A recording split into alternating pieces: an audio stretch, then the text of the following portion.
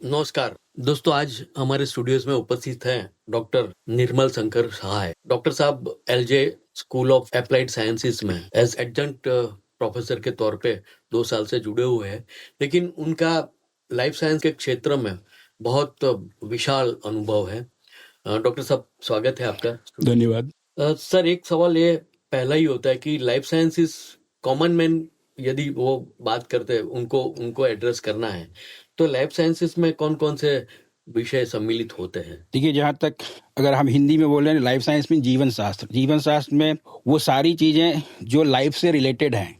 And we are animal, if it I call this की animal related science. भले ही हम ह्यूमन बीइंग हैं, basically under the class of mammals.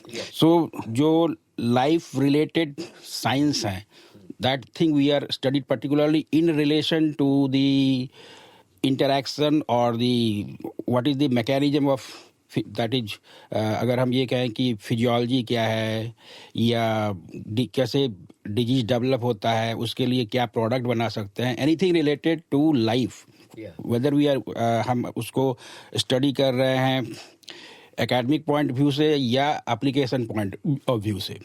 Initially अगर हम देखें तो जो इस विज्ञान का डेवलपमेंट हुआ, पहले 2 सब्जेक्ट आते थे, एक जिसे हम बॉटनी और जूलॉजी बोलते हैं, मतलब वनस्पति विज्ञान और प्राणी विज्ञान। लेकिन बाद में दोनों में बहुत चीज़ें कॉमन हैं, तो एक ऐसे सब्जेक्ट का प्रादुर्भाव हुआ जिसमें हम दोनों चीज़ें नट सेल में बोलें तो entire thing related to life पढ़ सकें। लेकिन अगर स्पेशलाइजेशन चाहिए होता है तो फिर कुछ लोग बॉटनी लेते हैं, जूलॉजी लेते हैं, माइक्रोबायोलॉजी लेते हैं, या आजकल के एज में after the introduction of biotechnology, plant biotechnology है, एनिमल बायोटेक्नोलॉजी है, microbial biotechnology, there are so many areas related to life. Sir, वैसे शुरुआत में जो जैसे आपने कहा कि भी बॉटनी और जूलॉजी वो 2 ही सब्जेक्ट हुआ करते थे, बाद में माइक्रोबायोलॉजी ऐड हुआ। अब ये प्योर साइंसेस और अप्लाइड साइंसेस, उसमें कॉमन मैन समझ सके वो अंतर क्या है? देखिए, जो चीज़ें थ्योरी में हम लोग देखते हैं, थ्योरी मीन्स थ्योरी डेवलप होता है हाइपोथेसिस के बेस पे। अगर हाइपोथेसिस प्रूफ हो गया तो दैट बिकम्स द प्रिंसिपल। अगर वो प्रिंसिपल प्रूफ हो गया तो उसके एप्लीकेशन कहाँ कहाँ है। जैसे अगर हम न्यूटन्स लॉ देखें तो न्यूटन्स लॉ को सभी को पता है कि every action has an equal and opposite reaction, this is the third law. ये डिस्कवरी हुआ एज ए प्रिंसिपल, लेकिन इसका एप्लीकेशन आप देखें तो कितने एरिया में कितने सारे प्रोडक्ट बन गए। Likewise in every areas there is a theory. अगर हम अपनी सब्जेक्ट में बात करें तो genetic engineering is the theory. उसमें हम ये बात करते हैं कि how we can develop the transgenic. It was a theory and not discovered in India but abroad.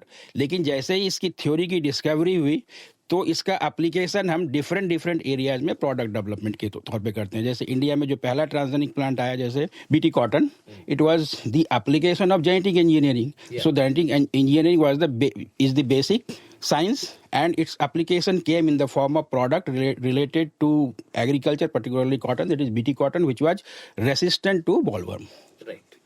Sir, एक बायोटेक्नोलॉजी, ये शब्द बहुत सालों से अभी बिल्कुल पॉपुलर हो रहा है, तो उसको आप कैसे वो करेंगे? ये जो टेक्नोलॉजीज हैं, बायोटेक्नोलॉजीज, उसका प्रादुर्भाव कैसे हुआ और कैसे वो अभी आगे बढ़ रहा है? देखिए, किसी भी अगर हम बायोलॉजिकल ऑर्गेनिज्म के लिए कोई टेक्नोलॉजी यूज कर रहे हैं for its mass production, so that science is called the biotechnology. अगर हम इनिशियल स्टेज में देखें तो बहुत पहले, आज से 100 साल पहले, हम ब्रेड बनाते थे। इंडियन नहीं लेकिन यूरोपियन ब्रेड बनाते डिफरेंट। अगर हम यूरोपियन हिस्ट्री देखें तो 300-400 साल से ब्रेड बनाते आ रहे हैं लोग। लेकिन जो उसमें टेक्नोलॉजी यूज हो रही है that is fermentation. So fermentation is the technology. लेकिन फर्मेंटेशन को अगर हम लार्ज स्केल पे यूज करते हैं that becomes the area of biotechnology. Similarly wine production अगर हम देखें तो basically it was biotechnology, but slowly it has came into the form of a full-fledged science and developed at the industrial scale, so it becomes a technology. So anything utilizing the biological organism for the development or the mass production using technology is the biotechnology. Right. In simple language. सही बात है। दोस्तों, हम निर्मल सहाय जी से बात कर रहे हैं। डॉक्टर साहब, एक सवाल ऐसा होता है कि भाई बायोटेक्नोलॉजी के साथ भी बहुत सारे इंटरडिसिप्लिनरी या अलग अलग जो विधाएं हैं इंजीनियरिंग की भी, और कंप्यूटर साइंस की भी, वो भी जुड़ी हुई है, तो वो क्या अभी उसमें प्रोग्रेस कैसे हो रहा है? अगर हम देखें तो 1985 में एक कमेटी बनी थी, गवर्नमेंट ऑफ इंडिया ने कमेटी बनाई थी, इसको बोलते हैं तिवारी कमेटी। तिवारी कमेटी के रिकमेंडेशन के ऊपर जो अभी हम इन्वायरमेंटल साइंस का डेवलपमेंट या एज ए सब्जेक्ट देख रहे हैं, that came into existence in 90, particularly after the recommendation of that committee. इसी तरह बायोटेक्नोलॉजी का 86-87 during the period of Shri Chandrashekhar ji when he was the prime minister, this was incorporated and a new subject was introduced. लेकिन basically अगर हम देखें तो all these things has emerged from the biology, चाहे वो प्लांट साइंसेस हैं, animal sciences हैं। लेकिन जैसे जैसे रिसर्च हुआ तो जो चीज़ें क्लास 9-10th में सेल डिवीजन पढ़ते हैं लोग, cell division is the multiplication of cell. अगर हमारे प्रोफेसर जब अपने ज़माने में पढ़ते थे तो वो लोग अपनी एमएससी में माइटोसिस मियोसिस की स्लाइड बनाते थे। और अगर हम अपने एज में देखें, जब हमने पीएचडी किया उस समय genetic engineering was came into the picture. लेकिन अगर हम जिन बच्चों को पढ़ा रहे हैं वो अगर देखें तो the science has evolved in such a way from the genetics it becomes the genomics. So जहां हम पहले एक सेल डिवीजन हमारे टीचर पढ़ा करते थे, हम लोगों ने उससे आगे देखा और अभी that becomes the full fledged ohmic. चाहे हम जीनोमिक्स हैं, प्रोटियोमिक्स हैं, एवरी मेटाबोलियोमिक्स हैं, every areas have so much vast thing to know it, so it became larger and larger and larger. So the inculcation of the different fine detail by new discoveries come into the pictures. So that is the reason the more and more new subjects are emerging. Sir, तो ये सवाल एक ऐसे भी होता है कि पहले जब पढ़ा करते थे प्योर साइंसेस और अभी जो अप्लाइड साइंसेस का बहुत विस्तार हो चुका है, तो उसमें पढ़ाने के तरीके में भी फर्क आया होगा? काफ़ी फ़र्क आया। देखिए, सबसे जो मूलभूत चीज़ें हैं वो ये कि our population is increasing and as per the increase of population we need the development, we need the industrialization. और अगर हमने जैसे जैसे डेवलपमेंट किया, पॉपुलेशन बढ़ते गए, रिक्वायरमेंट बढ़ते गए, तो जो दो चीज़ें इफेक्ट हुई वो है, एक इन्वायरमेंट, हम बोलते हैं पोल्यूशन हो गया, ग्रीन हाउस इफेक्ट है, ये है डिफरेंट चीज़ें, वो कैसे कंट्रोल करना है। प्लस अगर पॉपुलेशन इंक्रीज हुआ, जैसे 2050 तक जो पॉपुलेशन है वो करीबन 9 बिलियन 10 बिलियन हो जाएंगे, तो जो रिक्वायरमेंट है फूड स्टफ की वो 3 टाइम्स मोर हो जाएंगे। अगर 3 टाइम्स मोर हो जाएंगे, लैंड एरिया उतनी ही है, तो how to increase the productivity, that is the world challenge. How to reduce the CO2 emissions, how to reduce the greenhouse effect, that is the current challenge. और इससे related जैसे अगर हम agriculture के फील्ड में देखें तो climate resilience becomes the part and parcel for today's crop improvement programs. And crop improvement program आज से नहीं चला रहा है, 60 से जब ग्रीन एवोल्यूशन हुआ तब से चल रहा है। उस समय हम ब्रीडिंग करते थे, आगे चल के हमने ट्रांसजेनिक बनाया और अभी हम जीनोमिक्स यूज करके trying to develop multiple gene incorporation in a single plant for improving different characters. So the development is linked with the population's requirements, society's requirements. So for that, we are trying to develop the product related to different needs of the people, environment, and societies. Accordingly, the area of science, whether it is related to biotechnology, related to information sciences, related to pure sciences, each working in different dimensions to develop different products. अच्छा sir, मिसाल के तौर पे हम बात करें कि agriculture में बायोटेक का जो उपयोग है वो आपको कहाँ लगता है, कैसे लगता है कि कहाँ तक ये पहुंचेगा? और हमें, क्योंकि आपने जैसे कहा आबादी बढ़ती रहेगी तो उसको फीड करना भी पड़ेगा, तो एग्रीकल्चर में ये एप्लीकेशंस हैं वो हमें कैसा फायदा करवाएगी? देखिए, बेसिकली हम ये देखते हैं थ्योरी में कि नुकसान कहाँ से हो रहा है। पहले नुकसान कहाँ से हो रहा है, अगर हम लेमैन टर्म के बोलें तो फार्मर कहते हैं ये बीमारी आती है, ये बीमारी आती है, हम सीजन पे अपने फसल को काट नहीं पाते हैं, अगर काट लिया तो ट्रांसपोर्ट नहीं कर पाते हैं। तो दीज आर द एरियाज जहाँ पे डेवलपमेंट पॉसिबल है। अगर हम साइंस के तौर पे बोलें तो डिजीज रेसिस्टेंट वैरायटी डेवलप करना है, या वैसे एरिया के लिए जहाँ पानी कम है वहाँ पे वैसी वैरायटी डेवलप करनी है जिसको वाटर की कम रिक्वायरमेंट है। जहाँ पे पानी ज़्यादा है वहाँ पे वैसी वैरायटी डेवलप करनी है जो हाई वाटर में, फ्लडेड वाटर में ग्रो कर सके। There are so many crop varieties for that. So we need to develop the technology related to location specifics Yeah. for the product development. In that areas, particularly the Gujarat government is also doing so many things. सिर्फ अगर हम देखें तो हमारे पास गुजरात में जो river के किनारे बैंक्स हैं, that area is too much. That area को गुजरात गवर्नमेंट ने एक टेक्नोलॉजी डेवलप की है जिसको बोलते हैं पर्ल कल्चर, पर्ल प्रोडक्शन। या फिर दूसरा जो सीवीड का कल्टीवेशन करते हैं, पहले वो नॉर्वे से आता था, आजकल हमारे कॉस्ट पे ग्रो हो रहे हैं। सो हमारी जो रिसोर्सेस हैं अकॉर्डिंगली हम प्रोडक्ट डेवलप करें अपने रिसोर्सेज के हिसाब से by developing the indigenous technology. That is the thrust of our department as well as the states अच्छा to generate the employment to fulfil the need of the people. अच्छा sir, एक सवाल ये भी आता है कि भाई less toxic inputs in agriculture, क्योंकि वो शरीर पे जो असर होता है उनका प्राणियों और मनुष्य के, तो वो एक ज्यादा होने लगा है। अभी रोग बहुत सारे पनपे हुए हैं, तो उसमें ये कैसे मीन्स वर्कआउट हो रहा है? देखिए खास करके जो भी क्रॉप्स हैं उसमें तरह तरह की बीमारियां आती हैं। कुछ बैक्टीरिया के द्वारा होती हैं, कुछ फंजाई के द्वारा होती हैं, कुछ इंसेक्ट के द्वारा होती हैं। तो जो डिफरेंट तरह के डिजीज़ हैं, बहुत सारे इंसेक्ट वैसे भी हैं जो वायरल डिजीज के वेक्टर्स हैं। तो उसको कंट्रोल करने के लिए टाइम टू टाइम पे पहले ओल्ड एज में कुछ लोकल चीज़ें यूज होती थी। धीरे धीरे लोगों ने कुछ जल्दी रिजल्ट चाहिए होता था, इसलिए पेस्टिसाइड्स के डेवलपमेंट हुए। There are so many pesticide, particularly organophosphorus नाम का एक पेस्टिसाइड है जिसके मोर देन 400 वेराइटीज यूज हो रहे हैं to control the different types of pest. Pest means वो इंसेक्ट जो क्रॉप को हानि पहुंचाते हैं। उसमें सकिंग पेस्ट हैं, बेसिकली दो तरह के होते हैं, वैसे कीड़े जो चूस के खाते हैं और वैसे कीड़े जो कुतर के खाते हैं। अगर हम एनिमल साइंस के टर्म पे बोलें तो देयर आर 3 ऑर्डर्स डिप्टीरेंस, जिसके अंदर ये सारे पेस्ट आते हैं। तो बेसिकली इसके कंट्रोल के लिए हम क्या कर सकते हैं? जो पेस्टिसाइड्स हैं वो हाईली टॉक्सिक हैं, मेनी ऑफ देम इज न्यूरोटॉक्सिक्स।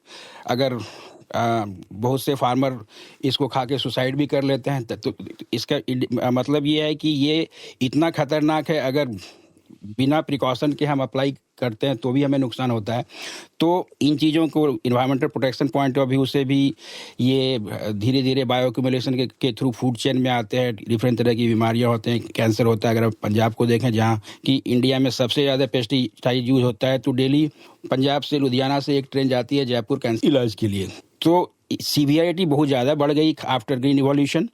इन चीज़ों को रोकने के लिए not only in India, in other countries also people are trying to develop a new class of input और the pesticides which is less toxic और harmful only to the insects. उससे related जो भी प्रोडक्ट डेवलपमेंट हो रहे हैं, चाहे वो डिफरेंट सॉर्ट्स ऑफ बोटेनिकल्स हैं, जैसे अभी नीम ऑयल यूज होते हैं। नीम ऑयल में एक कंपाउंड है जिसे बोलते हैं azadirachtin. Azadirachtin is having the insect repellent property. तो वैसे कंपाउंड जो इंसेक्ट को किल करते हैं, that is called cidal. So we are trying to shift from the insect killing compound to insect repelling compound, मतलब वैसे कंपाउंड जो insect को दूर भगाए, इंसेक्ट को किल ना करे, मारे नहीं, दूर भगाए। तो कुछ ऐसे नेचुरल कंपाउंड भी हैं, कुछ आर्टिफिशियल कंपाउंड भी बन रहे हैं इस तरह के। जैसे बहुत सारे ट्रैप्स, फिरोमोन ट्रैप्स यूज होते हैं, बहुत सारे नॉन इन्वेसिव टेक्नोलॉजीज भी हैं, स्टिकर्स वगैरह जो यूज होते हैं। So these things are coming into the picture. लेकिन अगर हम देखें फिरोमोन्स, तो basically this is a chemical which is attracting the particularly the insect and capturing them. So इस तरह के जो केमिकल्स हैं वो लेस टॉक्सिक हैं, लेकिन नेचर में जो मिलते हैं उसकी जो खास करके बोटेनिकल्स के तौर पे हम लेते हैं या प्लांट के थ्रू एक्सट्रैक्शन करते हैं, उसमें डिफरेंट रेगुलेशंस भी आते हैं। तो how to produce that compound in vitro condition inside the lab. So for that we can develop the technology related to plant sciences, related to insect sciences, and there are so many new technologies and product came into the picture for controlling these things.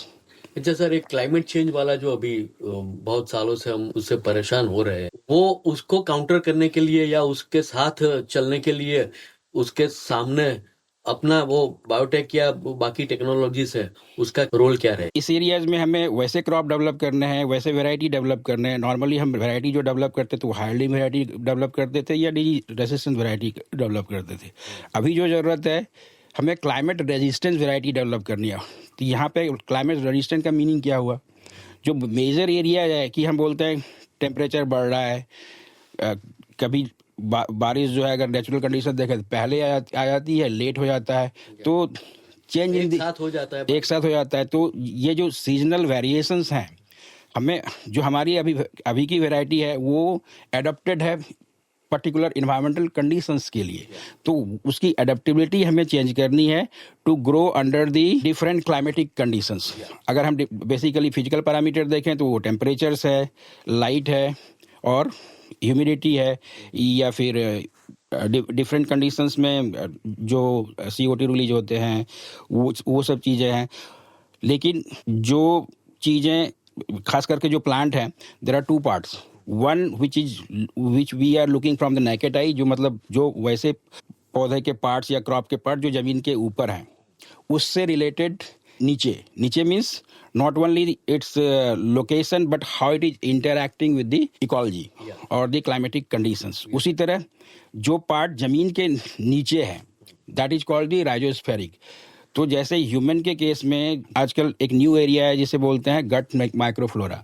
Similarly plant के case में भी, चूंकि plant जो अपना nutrient लेता है वो soil से लेता है. सॉइल में जो न्यूट्रेंट होते हैं वो फिक्स्ड हैं. चूंकि अगर मान लिया हम माइनिंग करते हैं, जब तक रिसोर्स है, जब तक उसमें वो कंपाउंड है, तब तक निकलेगा, बस बाद में ख़त्म हो जाएगा, तो उसे दूसरे एरिया में जाते हैं. प्लांट के केस में ऐसा नहीं, वो हमें रिन्यू करना होता है. रिन्यू कैसे होगा? तो जो हमारी डिफरेंट क्रॉप की पैटर्न्स हैं डेवलप करने के लिए, जैसे कंपोस्टिंग वगैरह है, मल्चिंग वगैरह करते हैं, इसमें एडिशनल सोर्स से हम कंपाउंड्स जो है रिलीज करते हैं, जो नेचुरली डिकम्पोज होके primary nutrient, secondary nutrient, tertiary nutrient plant को देते हैं. लेकिन अगर ज़्यादा की ज़रूरत है तो हम एक्सोजेनस फर्टिलाइजर अप्लाई करते हैं. ज़्यादा फर्टिलाइजर अप्लाई करेंगे as per the demand of the crops, so एक लिमिट तक प्रोडक्टिविटी बढ़ती है, लेकिन बाद में लिमिटिंग फैक्टर का एप्लीकेशन आता है तो वो घटनी भी चालू हो जाती है. लेकिन अगर हमें क्रॉप की प्रोडक्टिविटी डिफरेंट क्लाइमेटिक कंडीशंस में एज पर रिसोर्स मेंटेन करना है, तो हमें सॉइल में जो न्यूट्रिएंट बजटिंग होती है वो मेंटेन करना होगा, not only through artificial means but through natural means. और इसलिए आजकल जो नेचुरल पद्धति से खेती पे जोर दी जा रही है, उसका रीजन बेसिकली ये है कि we came to know regarding the basic microbiology of soil, जो हम पहले नहीं जानते थे. अभी हमें पता है कि अगर हम पंचगव्य डालते हैं या जो भी देसी चीज़ें हैं, उसका साइंस क्या है, उसमें क्या माइक्रोबायोलॉजी इन्वॉल्व है. बहुत सारे पंचगैप जो है फॉस्फेट सोलुलाइजिंग बैक्टीरिया इंक्रीज करते हैं, जो हम आर्टिफिशियली बना के भी अप्लाई करते हैं. लेकिन अगर उसी पर्टिकुलर क्रॉप में जहाँ पे क्लाइमेट रेजिस्टेंस की बात आती है कि जिस पर्टिकुलर, चूंकि जो 16-17 एलिमेंट प्लांट एब्जॉर्ब्स करते हैं वो तो सभी जगह है, लेकिन उसको सोल्यूबलाइज मिनरलाइज करने वाले बैक्टीरिया का जो स्ट्रेन है वो डिफरेंट एरिया में वेरी करता है. तो अगर हम लोकल एरियाज के जो नेटिव स्ट्रेन है उसको उसी कंडीशन में डेवलप कर दें जितने रिक्वायरमेंट में mineralisation solubilisation as per the need of the plant हो सके, तो that becomes the new area of soil and land management as per the need of the local people. और वो एक चेंज्ड क्लाइमेटिक कंडीशन में वो उसके साथ हम अडॉप्ट करेंगे. So this is the new area where we are also trying to develop many products. Other companies are trying to develop many product. अगर हम साइंटिफिक टर्म में बोलें तो इसको बोलते हैं राइजो माइक्रोबायोम. तो वैसे राइजो माइक्रोबायोम के अंदर वो सारे ऑर्गेनिज्म जो different primary, secondary, tertiary element को मिनरलाइज, सोल्यूबलाइज और प्लांट के रूट एब्जॉर्प्शन के लिए अवेलेबल कराने के लिए रेस्पॉन्सिबल है, उस तरह के सारे माइक्रोब्स का स्टडी करते हैं, इंटरेक्शन स्टडी करते हैं और पॉपुलेशन स्टडी करते हैं, फिर उसका डायनामिज्म स्टडी करते हैं और नेचुरल स्टेट में कैसे वो प्रोलिफरेट हो एक पर्टिकुलर लिमिट तक, जो कि उसी पर्टिकुलर क्रॉप के लिए, चूंकि ये interaction crop to crop vary भी करता है, तो depending upon the land requirement कैसा लैंड है, कैसे क्रॉप हम लगाते हैं, किस तरह के माइक्रोब्स उस कंडीशन में नेचुरली ग्रो करते हैं, और उसका नेचुरल फीड क्या है कि हम उसको नेचुरल कंडीशन में उसकी पॉपुलेशन बढ़ा सकें, जो कि जो क्रॉप की रिक्वायरमेंट है वो उसको खुद ही फुलफिल कर सके। सही बात। इसका फ़ायदा ये होगा कि आज जो हम नैनो यूरिया पे ज़्यादा प्रेशर डाल रहे हैं अप्लाई करने के, इसका रीज़न ये है कि हम यूरिया इंपोर्ट करते हैं।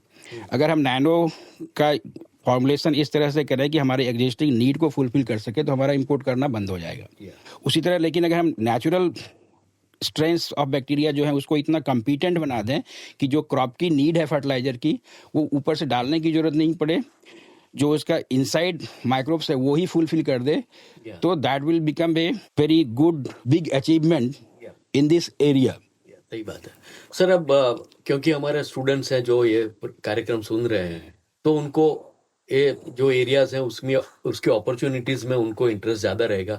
तो करियर के हिसाब से देखें तो ये जो नया नया माहौल है, नई कंडीशंस है, उसमें वो कैसे कौन कौन सी करियर वो बना सकते हैं? स्टूडेंट के इंटरेस्ट के ऊपर ये डिपेंड करता है। जो भी स्टूडेंट जिस एरियाज में भी प्रोडक्ट डेवलपमेंट करना चाहता है या जो भी साइंस उसके इंटरेस्ट का है, पहले उसके बेसिक चीज़ें जाननी होंगी। अगर केवल इंटरेस्ट है तो जो फैकल्टीज हैं उनके साथ इंटरेक्ट करना होगा कि इसमें हम क्या कर सकते हैं। Yeah. जैसे हमने यहाँ आने के बाद सबसे पहला काम ये किया कि जो फैकल्टी हमारे यहाँ 2 साल से बायो कैनवास का प्रोग्राम होता था। बायो कैनवास में हम लोग डिफरेंट तरह के खास करके फर्मेंटेड फूड का स्टूडेंट के द्वारा बनवा के डिस्प्ले करते हैं। तो that is the area where there is a good possibility for the product development. Product development is the application part, Yeah. लेकिन इसके पीछे की जो बेसिक साइंस है that is also equally important. Yeah. जैसे जो भी प्रोडक्ट, चाहे वो ब्रेड हैं, चीज़ है या डिफरेंट टाइप के फर्मेंटेड फूड हैं, उसको फर्मेंट करने के लिए जो माइक्रोबायोलॉजिकल स्ट्रेन यूज होते हैं, बैक्टीरिया हैं, डिफरेंट तरह के ईस्ट है, फंजाई हैं, वो जियोग्राफिकल स्पेसिफिक है स्ट्रेन। हर एक जगह जो स्ट्रेन मिलता है वो वैरी करते हैं। तो हमने बच्चों को कहा there is a need to develop the library for those strain, जो कुछ कंट्रीज कर रहे हैं। खास करके जर्मनी में एक लाइब्रेरी डेवलप हुई है। वैसे ही इंडिया में अदर प्लांट वेराइटीज़ के केस में, पर्टिकुलरली टी के केस में जियोग्राफिकल पेटेंट लिया चाय का, पर्टिकुलरली दार्जिलिंग टी का। लेकिन अगर हम गुजरात के केस में देखें, डिफरेंट टाइप के जो फर्मेंटेड फूड हैं, अगर हम उसका देखें कि कैसे बनाते हैं, तो आइदर कर्ड की पानी लेके, दही का पानी लेके यूज करते हैं, बैक्टीरिया उसमें लैक्टोबैसिलस होता है वो यूज करते हैं, या मार्केट से ईस्ट का पाउडर लाते हैं। हमें मार्केट से ईस्ट का पाउडर नहीं लाना है। जो हमारा नेचुरल ट्रेडिशनल प्रैक्टिसेस था, उस प्रैक्टिस को फॉलो करके हमें उसके माइक्रोब्स को आइसोलेट करके उसकी लाइब्रेरी बनाना है, उसकी पोटेंशियल स्टडी करना है। क्योंकि हमारे एरियाज में जो ग्रो हो रहा है, हमारे क्लाइमेटिक कंडीशन में जो कर रहा है, उसकी एडेप्टिबिलिटी दूसरे एरिया से डिफरेंट होगी। इसलिए जो टेस्ट पैटर्न होता है वो वेरी करेगा। तो हमारे जितने भी नेचुरल फर्मेंटेड फूड हैं, उससे रिलेटेड जो माइक्रोब्स हैं, उसकी हम लाइब्रेरी बना सकते हैं। ये थियरी का काम है, थ्योरेटिकल एस्पेक्ट है। लेकिन प्रैक्टिकल एस्पेक्ट ये है कि इससे हम मान लिया ढोकला बनाते हैं, खमन बनाते हैं, जो भी रिलेटेड है, उसके इस स्ट्रेन के साथ बनाते हैं तो क्या टेस्ट है। लेकिन यही स्ट्रेन अगर हम राजकोट में आइसोलेट करते हैं, वहाँ के बनाते हैं, उसका क्या टेस्ट है, दूसरे सिटीज़ के क्या टेस्ट हैं, ये जियोग्राफिकल रीजन के हिसाब से वैरी करते हैं। तो इस तरह के लाइब्रेरी अभी बने नहीं है। So that is the new area. जब तक हमारे पास स्ट्रेन आ जाएगा, उसका भी जैसे बायोटेक्नोलॉजी के पॉइंट ऑफ व्यू से डिफरेंट जीनोमिक प्रिंसिपल्स पे स्ट्रेन आइडेंटिफिकेशन हो गया, टाइप सब टाइपिंग हो गई, उसमें क्या कंपाउंड है, कैसे फर्मेंट है, तो this will be a new things. और इससे जो प्रोडक्ट बनेंगे, that will be of interest from the product patent point of view as well as the quality point of view. अगर हम फूड की इंडस्ट्री में देखें तो Nestle is the very big company, जिसकी रीच जो है मोर देन 150 कंट्रीज में है। तो अगर हमारे पास इस तरह की टेक्नोलॉजी है, डेवलप कर लिया, तो हम बड़ी कंपनियों को टेक्नोलॉजी ट्रांसफ़र के लिए बोल सकते हैं। अदरवाइज आजकल स्टार्टअप के केस में गवर्नमेंट काफ़ी सपोर्ट कर रही है, खुद का प्रोडक्ट डेवलपमेंट करके स्टार्टअप कर सकते हैं। मीन्स वैसे देखा जाए तो लाइफ साइंसेस का जो एप्लीकेशन है, बहुत सारे एप्लीकेशन है, बहुत सारे जीवन के, मनुष्य के जीवन के उसमें पहुंच सकते हैं। मुझे लगता है सर, हम ये बात को यहीं खत्म करते हैं, लेकिन इसको आगे भी चलाएंगे। हम आगे बहुत सारे जो डिफरेंट सब्जेक्ट्स हैं, अलग अलग सब्जेक्ट्स हैं, विषयों पे बात करते रहेंगे। आपने अच्छे से इसको समझाया, लाइफ साइंसेस एग्रीकल्चर एप्लीकेशंस कहाँ पे हैं और लाइफ में दूसरी जगह पे कहाँ पे भी एप्लीकेशन है। तो मैं रेडियो एलजे की ओर से आपका धन्यवाद अदा करता हूँ। Thank you very much for your expertise. Thank you, धन्यवाद।